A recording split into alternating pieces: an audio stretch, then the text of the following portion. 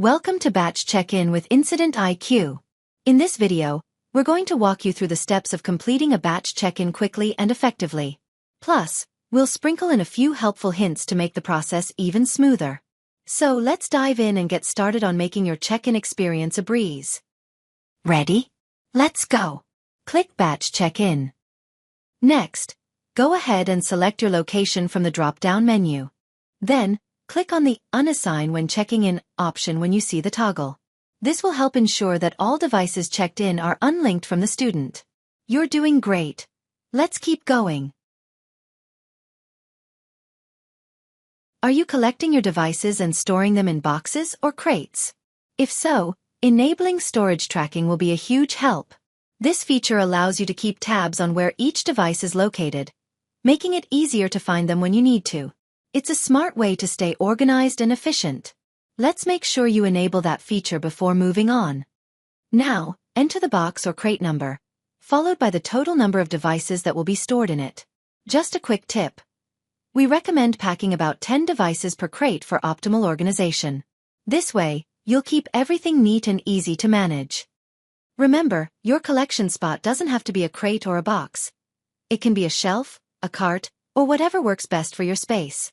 Just make sure it's clearly labeled.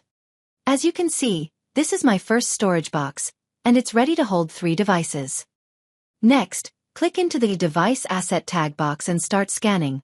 Quick and easy.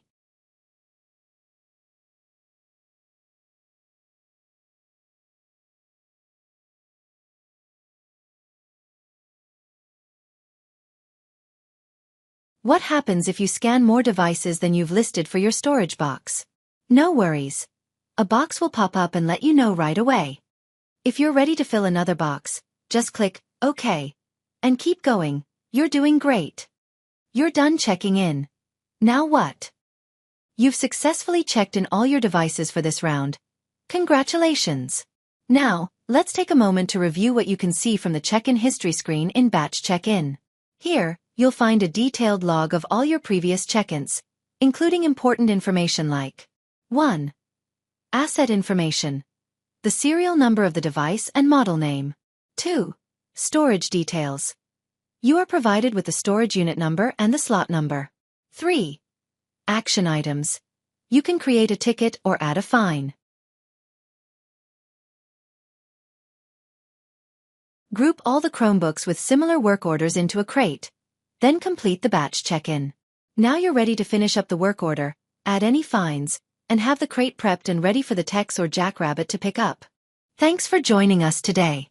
We hope this video helps you become a batch check-in pro.